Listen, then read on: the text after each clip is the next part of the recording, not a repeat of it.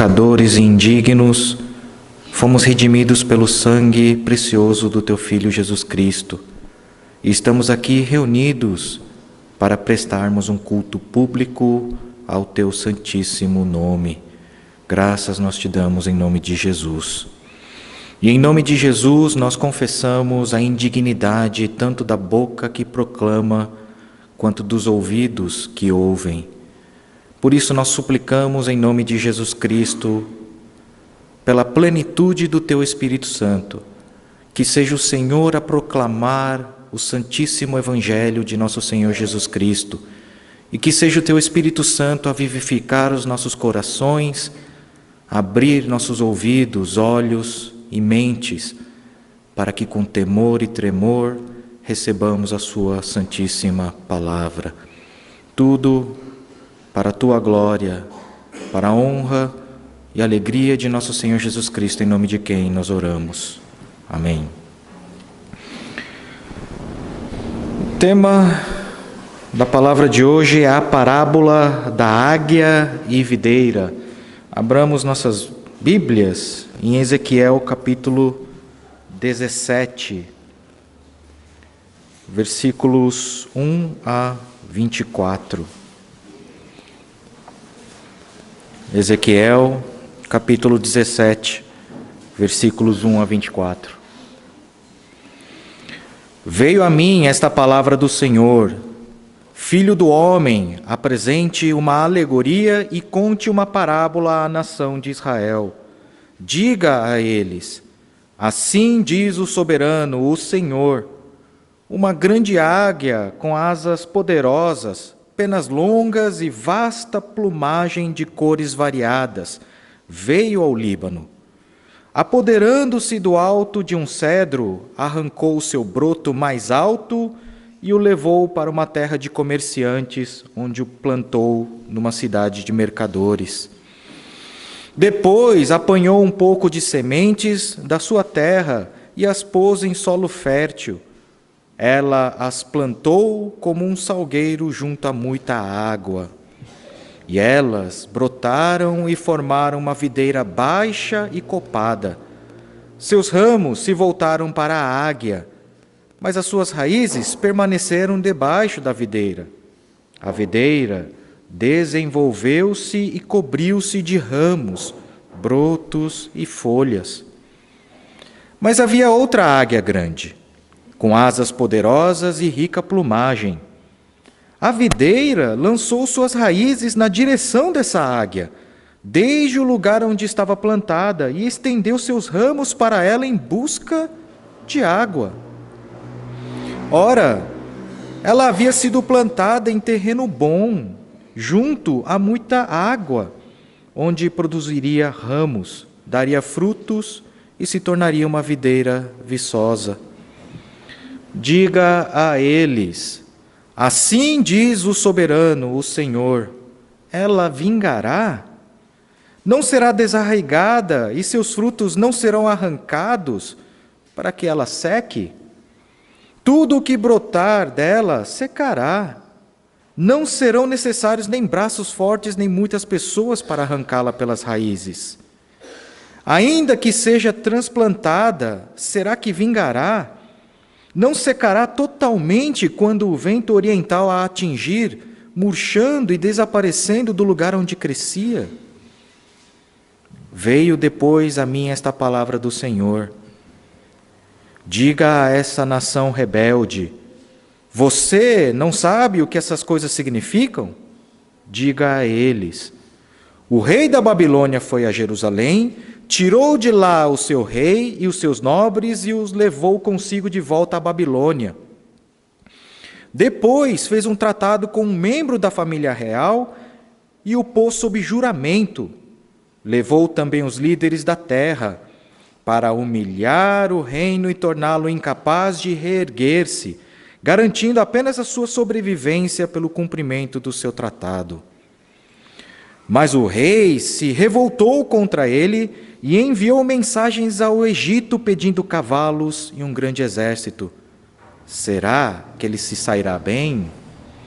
Escapará aquele que age dessa maneira? Romperá ele o tratado e assim escapará? Juro pela minha vida, palavra do soberano, o Senhor, que ele morrerá na Babilônia, na terra do rei que o pôs no trono, cujo juramento ele desprezou e cujo tratado rompeu. O faraó, com seu poderoso exército e seus batalhões, não será de nenhuma ajuda para ele na guerra, quando rampas forem construídas e obras de cerco forem erguidas para destruir muitas vidas. Como ele desprezou o juramento, quando rompeu o tratado feito com aperto de mão e fez todas essas coisas, de modo algum escapará. Por isso, assim diz o Senhor, o soberano: juro pela minha vida que farei cair sobre a cabeça dele o meu juramento que ele desprezou, e a minha aliança que ele rompeu. Estenderei sobre ele a minha rede, e ele será pego em meu laço. Eu o levarei para a Babilônia, e ali executarei juízo sobre ele, porque me foi infiel. Todas as suas tropas em fuga cairão à espada, e os sobreviventes serão espalhados aos ventos. Então vocês saberão que eu, o Senhor, falei. E assim diz o soberano, o Senhor: eu mesmo apanharei um broto bem do alto de um cedro e o plantarei. Arrancarei um renovo tenro de seus ramos mais altos e o plantarei no monte alto e imponente. Nos montes altos de Israel eu o plantarei. Ele produzirá galhos e dará fruto e se tornará um cedro viçoso. Pássaros de todo tipo se aninharão nele, encontrarão abrigo à sombra de seus galhos. Todas as árvores do campo saberão que eu, o Senhor, faço cair a árvore alta e faço crescer bem alto a árvore baixa. Eu resseco a árvore verde e faço florescer a árvore seca. Eu, o Senhor, falei e o farei. Esta é a palavra de Deus. Essa parábola, ela tem diferentes níveis. Na verdade, nós devemos dividir essa palavra em 4 níveis. Os versículos 1 a 10 é a própria parábola em si. Os versículos 11 a 18, o seu acontecimento histórico. E os versículos 19 a 21, o significado teológico importantíssimo. E, finalmente, os versículos 22 a 24, a profecia que Deus nos dá a partir desta parábola da águia e da videira. Mas antes de começar a expor essa parábola, eu gostaria de acrescentar algumas informações históricas para que vocês entendam bem aquilo que eu vou expor nesta parábola. Mais ou menos nessa época, havia 3 povos que disputavam a hegemonia imperial daquela região: a Assíria, o Egito e a Babilônia. A Assíria, ela estava no topo, e mais ou menos lá por volta do século 8 a.C., a Assíria dominava toda aquela região. Todos vocês sabem a história, foi a Assíria responsável pela destruição do Reino do Norte, a capital Samaria, deportando todos os israelitas do Reino do Norte para outras regiões do Império Assírio. Mas a Assíria não conseguiu conquistar o Reino do Sul, Judá. Os seus exércitos cercaram Jerusalém, mas o Senhor interviu e, na última hora, um anjo ceifou a vida de 185.000 soldados assírios. E assim Deus realizou um milagre, salvando Jerusalém da destruição. Entretanto, o rei daquela época, Ezequias, se exaltou, e o povo também não se arrependeu dos seus pecados. e por isso Deus anuncia o seu juízo. Judá também sofreria o exílio da terra prometida, não por meio da Assíria, mas por meio da Babilônia. E mais ou menos lá em 605 a.C., Nabucodonosor, rei da Babilônia, derrotou uma coalizão entre o Egito e a Assíria, dando início à ascensão da Babilônia como o império dominante daquela região. Na Batalha de Carquemes, o exército babilônio derrotou a coalizão entre vários países liderados pela Assíria e pelo Egito. Então a Babilônia passou a ser o império dominante. O rei dessa época era o rei Jeoaquim. O rei Jeoaquim, ele fez aquilo que era mal perante os olhos de Deus. Ele não se arrependeu, ele não confiou em Deus, e ele constantemente cedeu à tentação de confiar no Egito para a salvação. E naquela época, naturalmente, a Babilônia, sendo o império mais poderoso, dominava toda aquela região, e Judá era obrigada a pagar tributos à Babilônia. Mas Jeoaquim, confiando no poder do Egito, se rebelou contra Nabucodonosor. O problema é que pouco tempo depois, Jeoaquim morreu, deixando ao seu filho Joaquim a ingrata tarefa de enfrentar a ira de Nabucodonosor. Então nós não podemos confundir, os nomes são parecidos, né? Em 605, Nabucodonosor derrotou a coalizão entre a Síria e o Egito. O rei ali era Jeoaquim. Ele se rebelou contra Nabucodonosor. Um pouco tempo depois ele morreu e o seu filho ascendeu ao trono, de nome Joaquim. Pai, Jeoaquim. Filho, Joaquim. Joaquim tinha 18 anos quando começou a reinar. E por causa da rebelião do seu pai, Nabucodonosor enviou seus soldados, assediou Jerusalém, e o reinado de Joaquim durou apenas 3 meses. E ele foi deportado para a Babilônia, a primeira deportação que o Império Babilônico realizou dos judeus de Jerusalém. E foi mais ou menos nessa época, em 605 a.C., nessa primeira deportação que Nabucodonosor realizou, é que o rei Joaquim, com 18 anos, foi levado cativo para a Babilônia, junto com todos os nobres, a elite financeira, política, militar, todos eles foram exilados para a Babilônia. E na terra foram deixados os pobres, os camponeses, para cultivá-la. Essa foi a primeira deportação. Nessa primeira deportação, muito provavelmente, o profeta famoso Daniel foi levado para a Babilônia. Muito provavelmente Ezequiel também foi para a Babilônia nessa época. E o profeta que permaneceu em Jerusalém, pregando para a população de Jerusalém, foi Jeremias. Então, na cidade de Jerusalém, depois da primeira deportação, ficou o profeta Jeremias pregando, e para o exílio foi Daniel e Ezequiel para pregar aos exilados na Babilônia.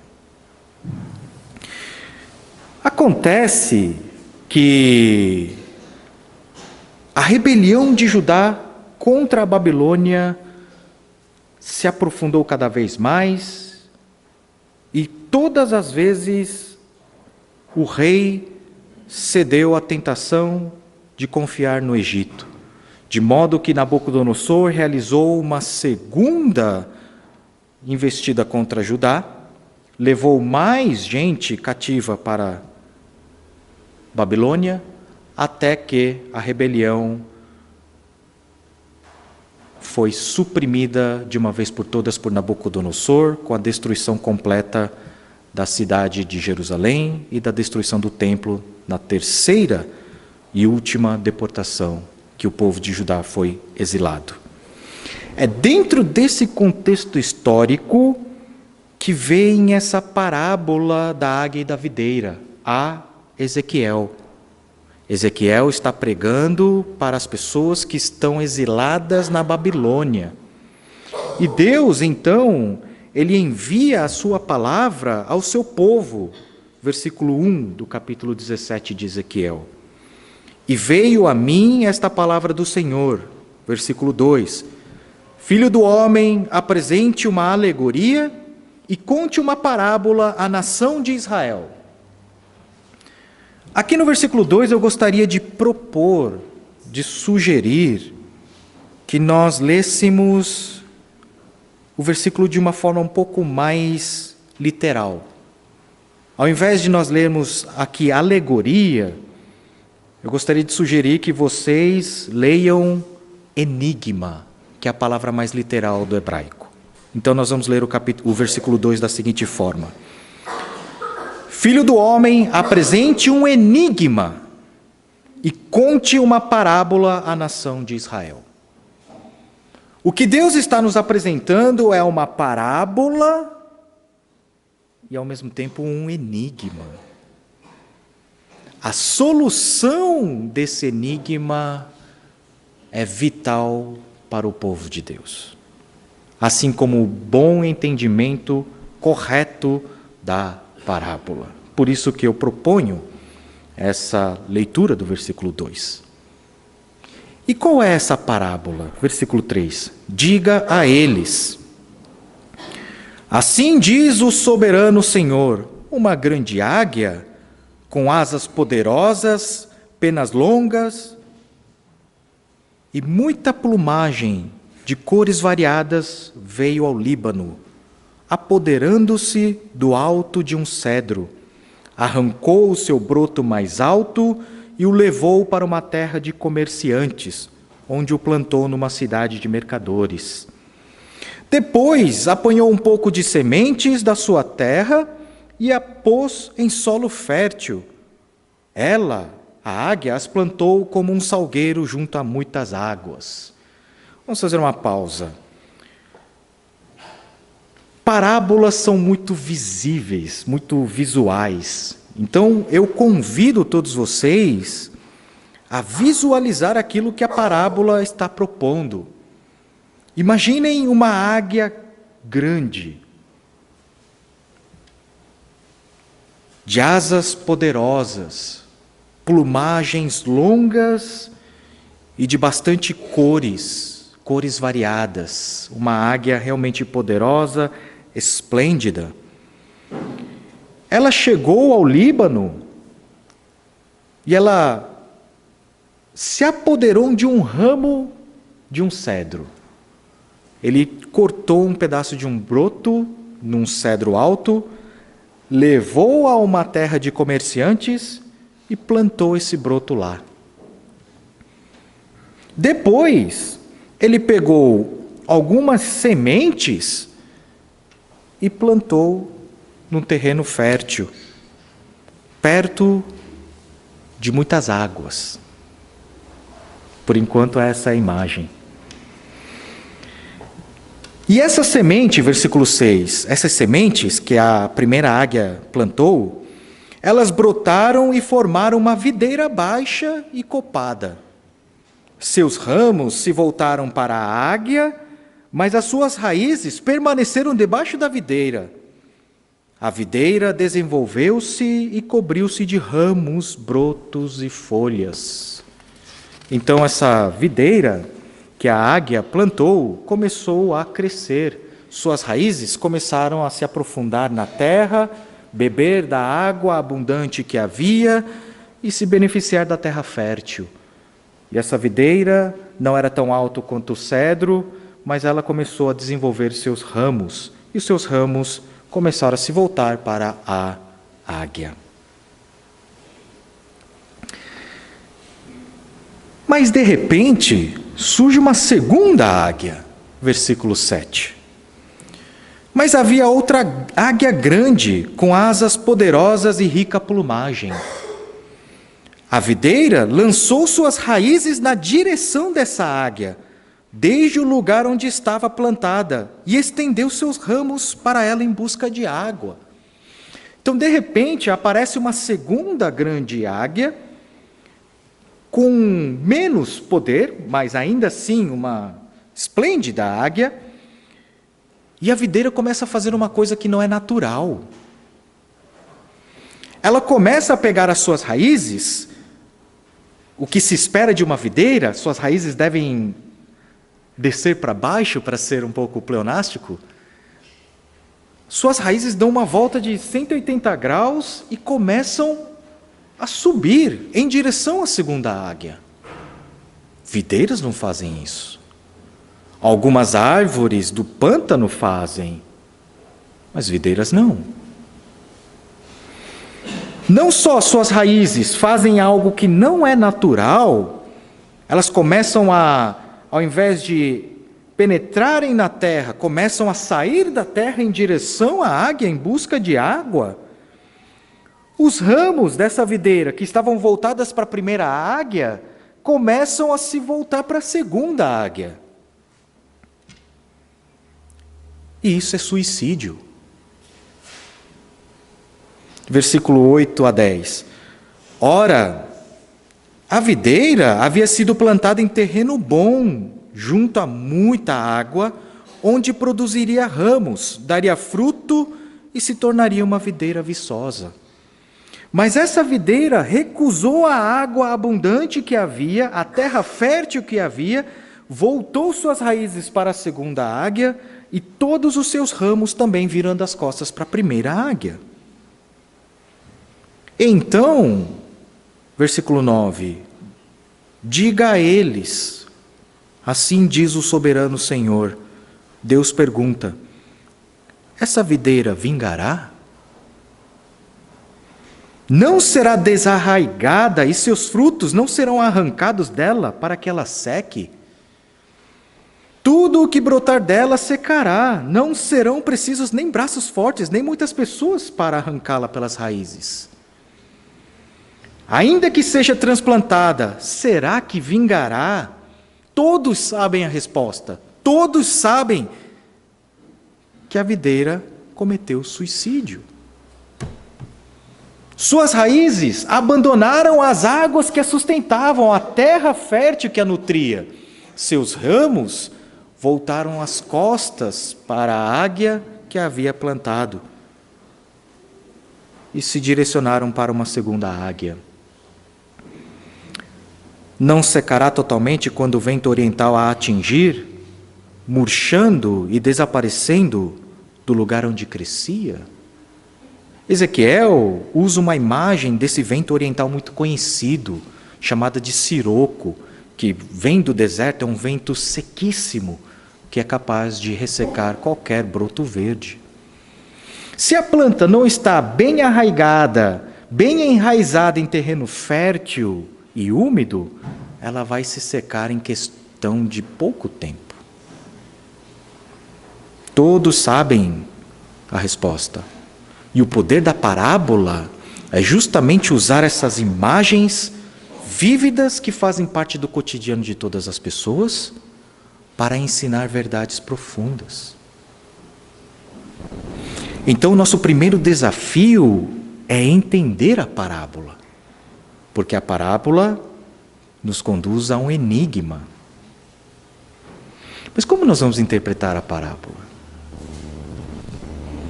O mal das parábolas, entre aspas, é que as pessoas interpretam da maneira que bem entendem. As pessoas interpretam de maneira que bem entendem. Mas graças a Deus, em relação a essa parábola, o seu significado foi dado. Significa que nenhuma outra interpretação dessa parábola é possível. nós temos a interpretação autorizada e única para essa parábola. Não podemos tirá-la do seu contexto para que eu ensine para vocês algum tipo de moralismo motivacional, algum tipo de ensinamento de sabedoria, ainda que essas coisas sejam boas. Nós temos uma interpretação autorizada e única para essa parábola. E adotar essa interpretação é vital não só para entendermos essa parábola, mas para solucionarmos da maneira mais verdadeira possível o enigma que essa parábola propõe. E onde está essa interpretação autorizada da parábola? A partir do versículo 11. Vamos ler. Veio depois a mim esta palavra do Senhor. Versículo 12. Diga a essa nação rebelde: você não sabe o que essas coisas significam? Diga a eles: o rei da Babilônia foi a Jerusalém, tirou de lá o seu rei e os seus nobres e os levou consigo de volta à Babilônia. Então, aqui no versículo 12, nós já temos a identificação de muitos elementos da parábola. Quem é a primeira grande águia, descrita com asas poderosas e muitas plumagens de variadas cores? Essa primeira águia é o rei da Babilônia, Nabucodonosor. Nabucodonosor, rei da Babilônia, foi a Jerusalém. Então a águia foi ao Líbano, o Líbano aqui na parábola representa Jerusalém. Tirou de lá o seu rei. Então na parábola a grande águia vai ao Líbano e corta do cedro um pequeno broto.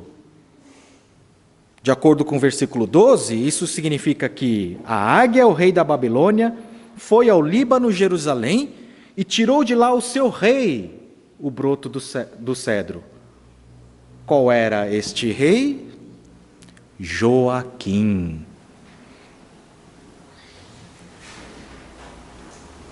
E tirou de lá não só o rei, mas os seus nobres. Como nós vimos, provavelmente o profeta Daniel, provavelmente o profeta Ezequiel e a elite política, militar e religiosa de Judá.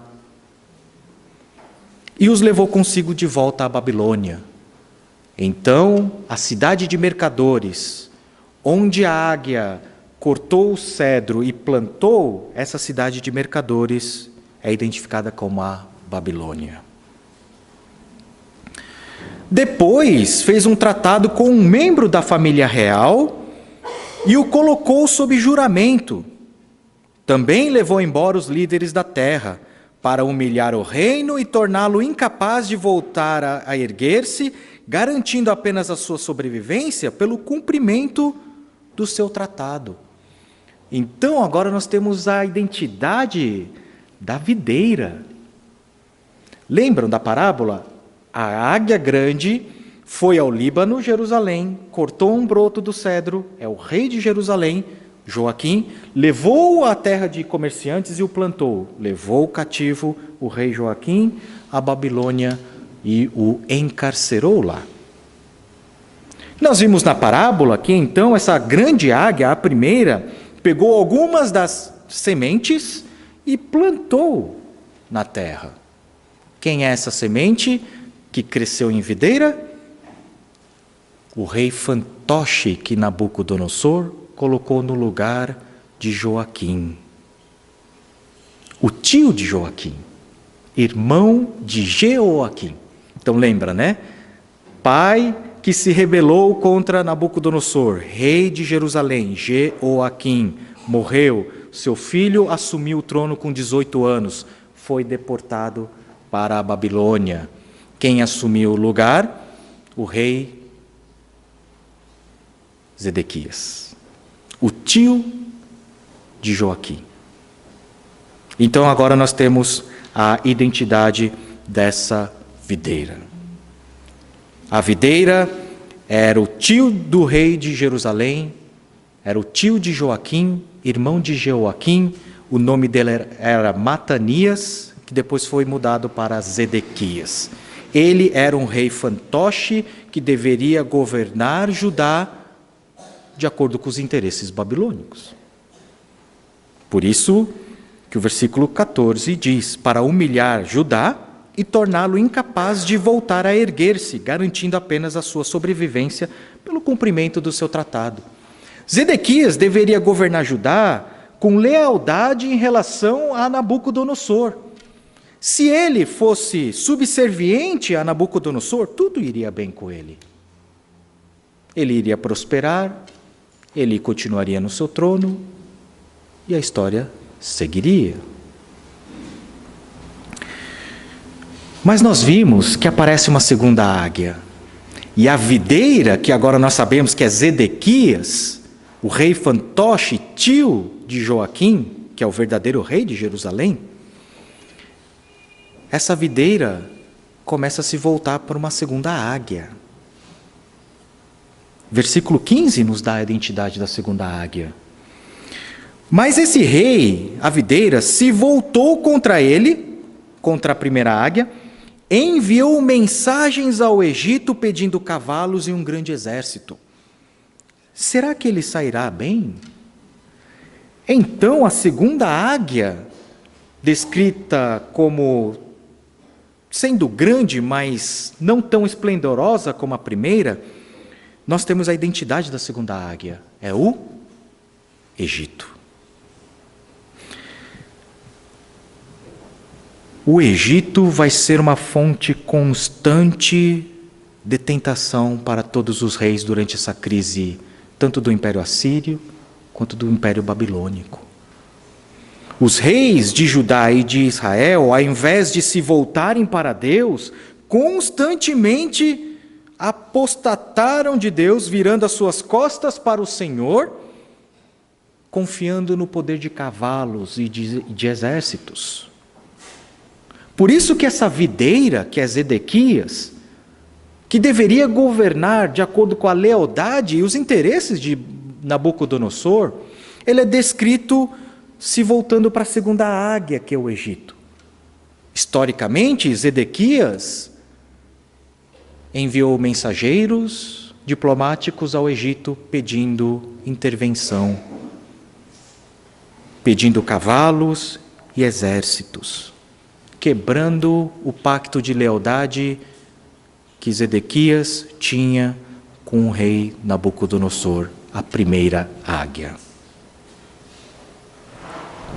E aí a pergunta que todo mundo deve estar fazendo, traindo Nabucodonosor, virando-se para o Egito, a pergunta é: será que ele se sairá bem? Quebrando o pacto que ele tinha com o rei, com o seu suzerano, será que ele vai se dar bem? Escapará, versículo 15, aquele que age dessa maneira, ele vai quebrar o pacto com o rei a quem ele deve lealdade, e ele vai escapar? Romperá ele o tratado, e ainda assim ele escapará? Essa é a pergunta do enigma, a partir da parábola. Aquele que quebra o pacto com o seu rei, traiçoeiramente, deslealmente, rompe com o seu suzerano, autor da sua própria vida, sustentáculo da sua vida. Esse vai escapar? Esse é o enigma da vida de todas as pessoas. E a resposta já foi dada também. Versículo 16. Juro pela minha vida, palavra do Senhor soberano, que ele morrerá na Babilônia, na terra do rei que o pôs no trono, cujo juramento ele desprezou e cujo tratado ele rompeu. O faraó, a segunda águia, com seu poderoso exército e seus batalhões, não será de nenhuma ajuda para ele na guerra, quando rampas são construídas e obras de cerco são erguidas para destruir muitas vidas. Ele desprezou o juramento quando rompeu o tratado. Como deu a mão em penhor e fez todas essas coisas, de modo algum escapará. Ao se rebelar, confiando na ajuda de Faraó, Zedequias cometeu suicídio. Rompeu com o autor da sua própria vida, com aquele que sustentava a sua existência, com aquele que detinha o poder de vida e morte dele e de todo o povo. Historicamente, Nabucodonosor enviou seu exército, e dessa vez, por causa da rebelião constante, para acabar com Jerusalém e com o templo.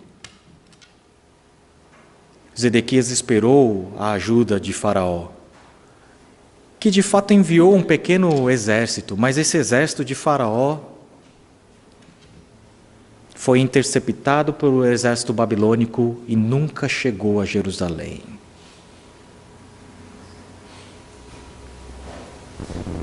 E Jerusalém caiu para a Babilônia, assim como a palavra de Deus havia dito.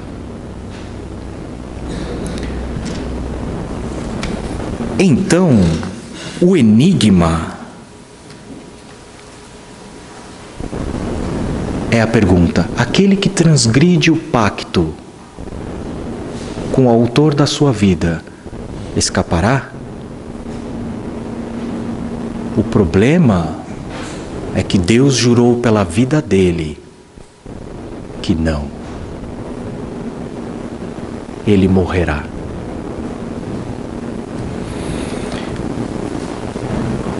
Veja como,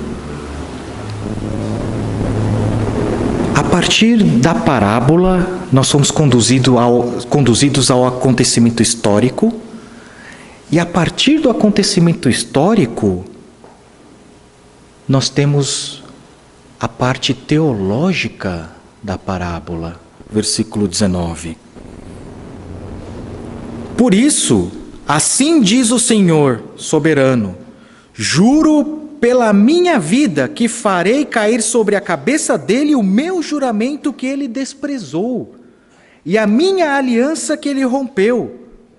Estenderei sobre ele a minha rede, e ele será pego em meu laço. Eu o levarei para a Babilônia, e ali executarei juízo sobre ele, porque me foi infiel. Todas as suas tropas em fuga cairão pela espada, e os sobreviventes serão espalhados ao vento. Então vocês saberão que eu, o Senhor, o falei. Significa que a parábola nos conduz a um acontecimento histórico e nos ensina que esses acontecimentos históricos não são do acaso. Não foi um simples acontecimento histórico regido pelo azar de Judá estar no caminho da ascensão imperial babilônica. Por trás desses eventos históricos está o próprio Senhor agindo. A aliança que Zedequias quebrou com Nabucodonosor, na parábola, a videira que rompe com a primeira águia, teologicamente significa o povo que quebrou a sua aliança com o próprio Deus da vida. Por isso que o versículo 19 faz uma mudança abrupta. Não é mais Nabucodonosor, não é mais a primeira águia. Na verdade, essa primeira águia não é ninguém menos do que o próprio soberano Senhor. Por isso que ele jura pela vida dele que faria cair sobre a cabeça do transgressor, daquele que rompeu deslealmente o pacto com ele, o juramento que ele desprezou e a aliança que ele rompeu. Estenderei sobre ele a minha rede, nenhum transgressor escapará. E ele será pego em meu laço, e eu o levarei para a Babilônia, e ali executarei juízo sobre ele, porque me foi infiel. Abruptamente, o Senhor se torna a primeira águia. Então a pergunta do enigma foi a seguinte: aquele que é transgressor, que rompeu deslealmente o pacto com Deus, vai sobreviver? Vai crescer? Vai vingar? Aquele que cometeu suicídio, ao invés de deitar raízes profundamente onde ele foi plantado, mas faz aquilo que não é natural, suas raízes dão uma volta de 180 graus em busca de um ídolo, onde não há água para nutri-lo. E esse vai vingar, vai crescer, vai viver? A resposta é não. A resposta deste enigma é que o Senhor jurou pela vida dele que não. O transgressor sofreria o julgamento e o juízo. E o Senhor jurou pela vida dele que nenhum transgressor escapará.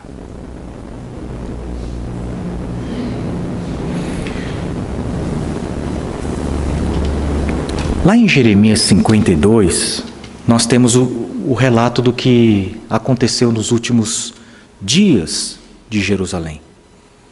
Nós temos o relato complementar daquilo que aconteceu em Jerusalém quando os exércitos babilônicos cercaram pela terceira vez a cidade. Lembrem-se, Daniel, Ezequiel foram exilados. Jeremias permaneceu em Jerusalém, pregando para aquela geração.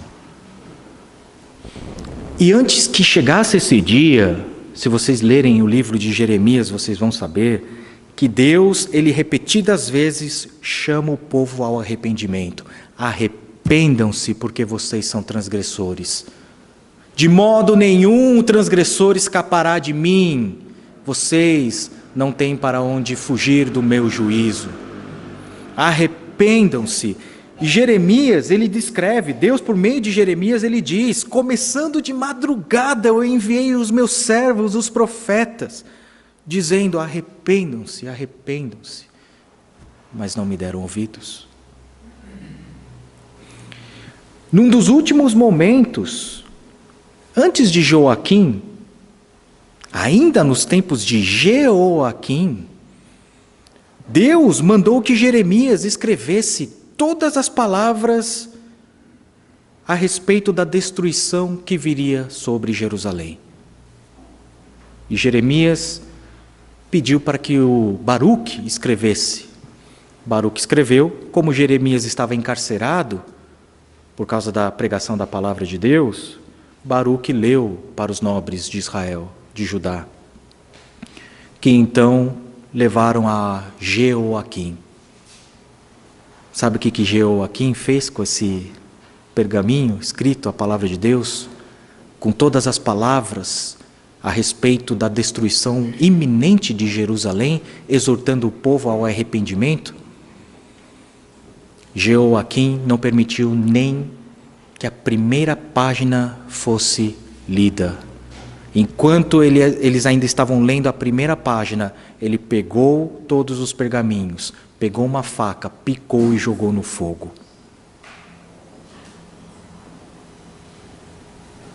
E então ele morreu e veio o governo do seu filho Joaquim, que sofreu a ira de Deus, que sofreu a ira de Nabucodonosor. Foi deportado para a Babilônia. Em seu lugar ficou Zedequias, que é essa videira que se voltou para o Egito. Agora, Deus havia dito que jamais alguém que age assim, como Zedequias, transgressor do pacto, desleal, traidor, escaparia. Deus disse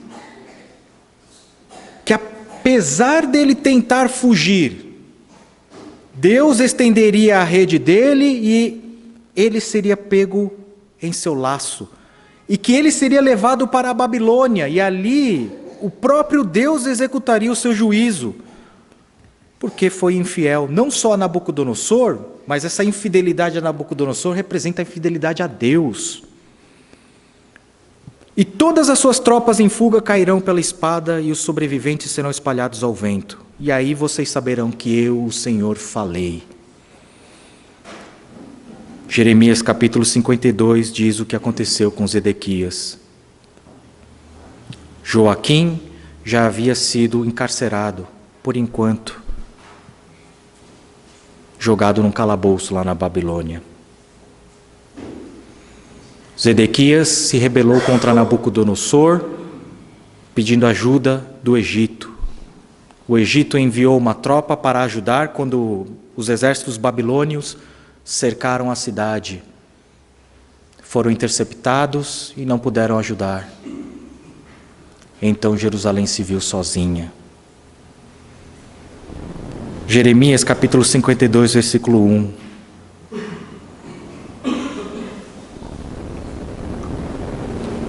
Zedequias, a videira da nossa parábola, tinha 21 anos quando se tornou rei, fantoche de Nabucodonosor, e reinou 11 anos em Jerusalém. O nome de sua mãe era Amutal, filha de Jeremias de Líbna. Ele fez o que o Senhor reprova, assim como fez Jeoaquim, seu irmão. A ira do Senhor tem sido provocada em Jerusalém e em Judá de tal forma que tenho que tirá-los da minha frente. Zedequias se rebelou contra o rei da Babilônia. Então, no 9º ano do reinado de Zedequias, no 10º mês, Nabucodonosor, rei da Babilônia, marchou contra Jerusalém com todo o seu exército. Acamparam fora da cidade e construíram torres de assalto ao redor dela. A cidade ficou sob cerco até o 11º ano do rei Zedequias. Mas ao chegar o 9º dia do 4º mês, a fome era tão severa que não havia comida para o povo. Então o muro da cidade foi rompido. O rei Zedequias e todos os soldados fugiram e saíram da cidade à noite na direção do jardim real, pela porta entre os 2 muros, embora os babilônios estivessem cercando a cidade, e foram para Arabá. No meio do cerco, quando todo o alimento da cidade havia esgotado, toda a água já havia acabado, as pessoas estavam perecendo por fome, peste e guerra, o rei Zedequias desertou do seu próprio povo e abandonou a sua cidade, na calada da noite. Mas lembra lá na parábola, ainda que esse ramo tentasse fugir, Deus lançaria a sua rede e essa videira não escaparia, porque o Senhor havia jurado por Ele mesmo. A videira cairia em seu laço e todos os seus soldados seriam ou mortos pela espada ou espalhados aos 4 ventos. Então nós lemos em Jeremias 52 que apesar de Zedequias ter tentado fugir na calada da noite, abandonando o seu povo, os babilônios perseguiram o rei Zedequias e o alcançaram na planície de Jericó. E assim como a palavra de Deus havia dito, todos os seus soldados se separaram dele e se dissiparam. Então ele foi capturado, ele foi levado ao rei da Babilônia em Ribla, na terra de Amate, e Nabucodonosor o sentenciou. Em Ribla, o rei da Babilônia mandou executar os filhos de Zedequias diante de seus olhos, também matou todos os nobres de Judá. Então mandou furar os olhos de Zedequias e prendê-lo com correntes de bronze e o levou para a Babilônia, onde o manteve na prisão até o dia da sua morte. No 10º dia do 5º mês, no 19º ano de Nabucodonosor, rei da Babilônia, Nebuzaradã, comandante da guarda imperial que servia o rei da Babilônia, veio a Jerusalém. Ele incendiou o templo do Senhor, o palácio real e todas as casas de Jerusalém. Todo o edifício importante foi incendiado por ele. Todo o exército babilônio, sob o comando da guarda imperial, derrubou todos os muros em torno de Jerusalém. Nebuzaradã, o comandante da guarda imperial, deportou para a Babilônia alguns dos mais pobres e o povo que restou na cidade, juntamente com o restante dos artesãos e aqueles que tinham se rendido ao rei da Babilônia.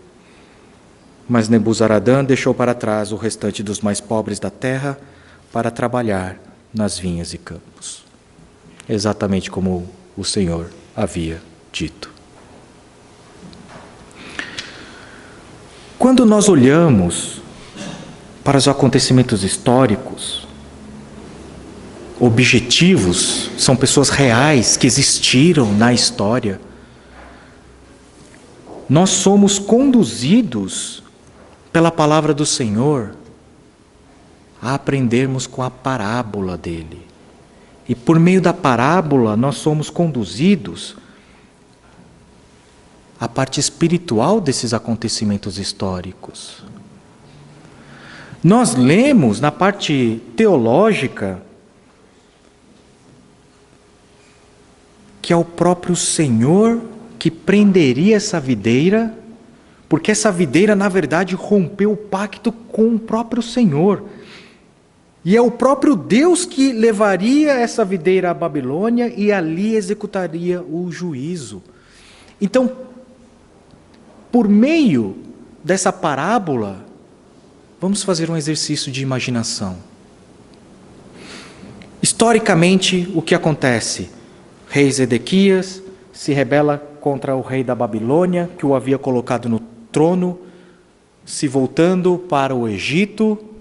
Ele tenta desertar da cidade, do seu povo, ele é capturado pelos exércitos babilônicos, é levado até Ribla e Nabucodonosor o sentencia a olhar com seus próprios olhos o fim da sua linhagem, a morte de todos os seus filhos.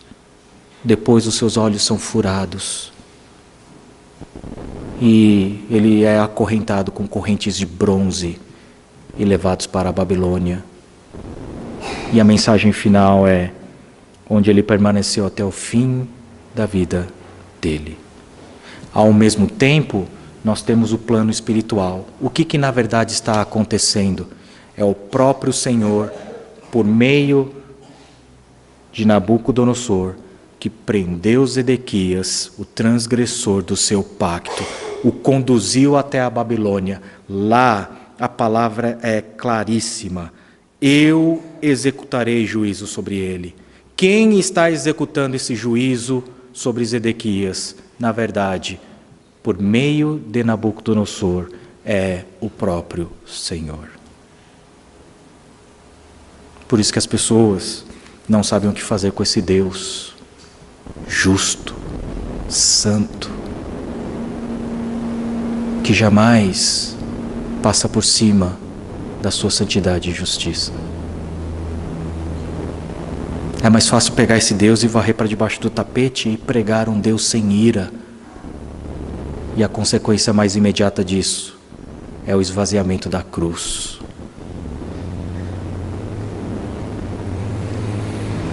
Então eu convido a fazer mais um exercício por meio dessa vívida imagem que a parábola nos dá. Porque o nosso maior erro é achar que nós não somos como Zedequias. Mas a palavra de Deus nos diz que todos nós somos transgressores. A palavra de Deus diz que nós estamos mortos em nossos delitos e transgressões. Delitos contra a lei de Deus, transgressores em relação ao pacto com Deus. Nós somos descendentes de Adão, e como descendentes de Adão, todos nós somos parte de um povo rebelde que rompeu covarde, levianamente o pacto com Deus. E a pergunta do enigma permanece: vocês escaparão? E nós temos um problema seríssimo, porque Deus jurou pela própria vida dele que nenhum pecador escapará do juízo. Então a imagem que a parábola nos convida a olhar é para vocês um dia sendo conduzidos até diante do trono de Deus, assim como Zedequias foi conduzido até o trono de Nabucodonosor. Lá, todo transgressor diante do trono de Deus receberá a sentença, e a sentença já está revelada. Assim como Zedequias viu o fim da sua linhagem, aqueles que se achegarem diante do trono de Deus e forem julgados pelos seus delitos e suas transgressões, vão receber o juízo já lavrado, a sentença do fim da vida, a morte eterna. Assim como Zedequias teve os seus olhos perfurados, aquele que for sentenciado e condenado justamente pela santidade de Deus e for lançado no lago de fogo e enxofre, nunca mais contemplará um raio de luz por toda a eternidade. Assim como Zedequias foi acorrentado com correntes de bronze, jogado num calabouço na Babilônia, onde permaneceu até o fim dos seus dias, aquele que for sentenciado diante do trono de Deus será lançado em cadeias inquebráveis, de onde nunca mais sairá. Por isso que o Novo Testamento descreve o inferno como lugar de densas trevas, onde há choro e ranger de dentes, onde o fogo não se apaga e o verme não morre.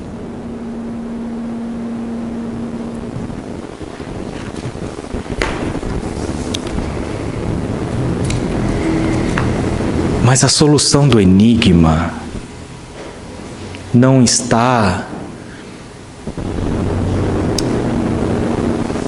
em entender que nós somos Zedequias e nós já estamos condenados. A solução do enigma está nos versículos 22 a 24 de Ezequiel 17, da nossa passagem de hoje.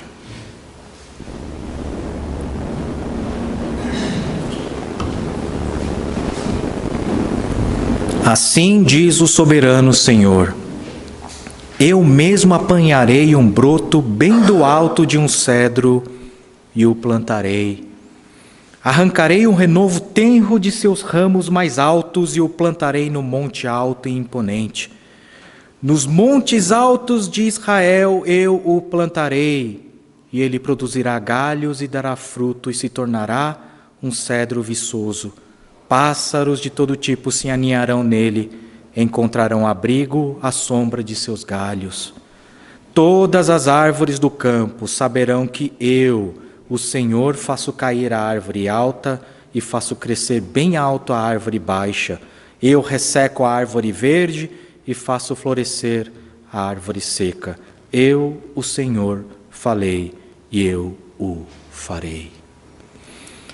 A parábola dirige os olhos do seu leitor para a atuação de Deus, que Ele mesmo arrancará um broto tenro do cedro e Ele mesmo plantará no monte alto, imponente. Então, a palavra de Deus faz com que nós não olhemos mais para Zedequias, condenado.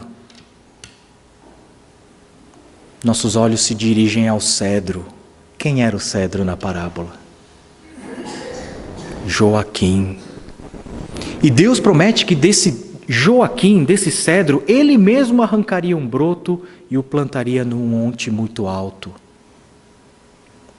O neto de Joaquim é Zorobabel. Zorobabel liderou politicamente a reconstrução do templo, algo que está narrado em Esdras e Neemias. E quem sabe, porque nós sabemos que o rei Joaquim, apesar de ter sido lançado no cárcere, ele foi restaurado ao favor do rei, e ele passou a comer na mesa do rei. Quem sabe Joaquim, providencialmente, não foi restaurado à mesa de Nabucodonosor por meio da influência de Daniel. Todos sabem que Daniel foi grande na Babilônia. Nós vemos um agir na história de Deus. Eu não tenho palavras para descrever. Mas toda a nossa atenção é dirigida a esse broto que Deus tiraria do cedro de Joaquim e o plantaria no monte muito alto.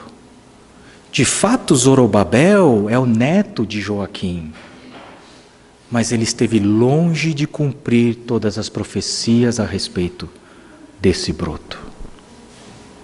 Se vocês olharem a genealogia de Jesus Cristo, vocês vão enxergar todos esses nomes.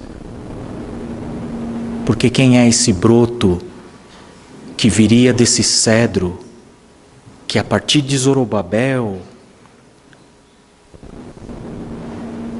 seria plantado no Monte Alto, em Jerusalém, fora dos muros, e assim como uma semente é enterrada, esse broto, a semente, desceu à sepultura, foi morto na cruz. Mas assim como o broto cresce, a morte não pôde conter esse broto debaixo da terra. Mas ele ressuscitou ao terceiro dia, e ele é essa árvore que crescerá, e todas as aves da terra saberão que o Senhor é Deus e que abrigará diversas aves. Quem é esse broto? Senão Jesus Cristo. Toda essa história que nós estamos narrando desemboca no cumprimento dessa profecia em Jesus Cristo. De modo que então o enigma proposto de toda essa parte visual de que nós somos Edequias condenados ao fim das nossas vidas, à escuridão perpétua e a cadeias de bronze, tudo isso nos conduz à resposta do enigma. Como seremos absolvidos como Edequias não foi?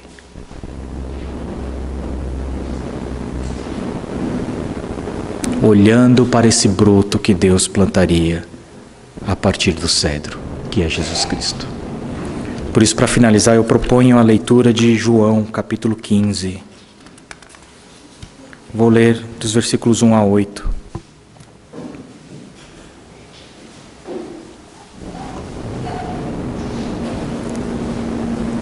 João, capítulo 15. Jesus diz: Eu sou a videira verdadeira, e meu Pai é o agricultor. Todo ramo que estando em mim não dá fruto, ele corta. E todo que dá fruto, ele poda para que dê mais fruto ainda. Vocês já estão limpos pela palavra que lhes tenho falado. Permaneçam em mim e eu permanecerei em vocês. Nenhum ramo pode dar fruto por si mesmo, se não permanecer na videira. Vocês também não podem dar fruto, se não permanecerem em mim. Eu sou a videira, vocês são os ramos. Se alguém permanecer em mim e eu nele, esse dá muito fruto. Pois sem mim, vocês não podem fazer coisa alguma.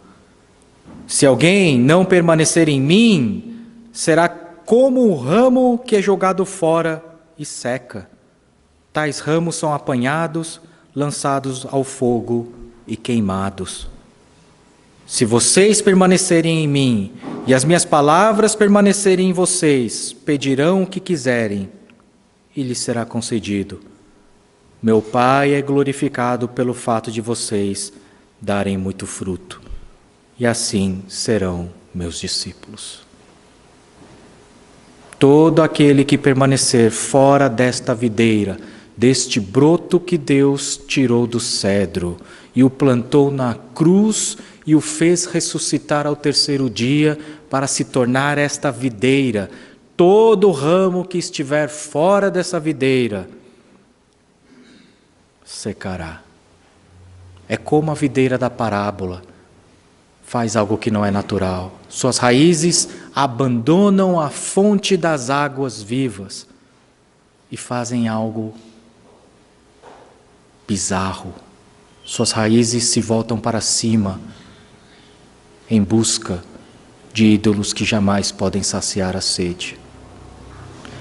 Contudo, se permanecerem na videira, que é Jesus Cristo, serão nutridos de água abundante, água viva, e darão muitos frutos. E serão discípulos do próprio Filho de Deus. Povo eleito, redimido, abençoado com o perdão dos pecados, absolvido como Zedequias não foi, herdeiros do reino de Deus, se permanecerem na videira que é Cristo Jesus. Amém. Vamos encerrar. Senhor nosso Deus, glorioso, soberano, nosso Pai em Cristo Jesus, graças nós te damos pela palavra que o Senhor nos concedeu, o pão que alimenta os nossos espíritos.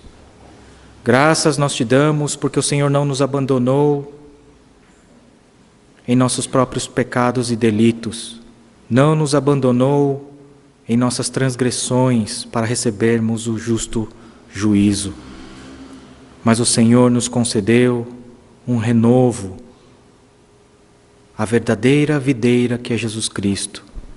E o Senhor, pelo teu Espírito Santo, nos conduziu de volta ao Senhor, nos conduziu aos pés de Jesus Cristo para recebermos misericórdia.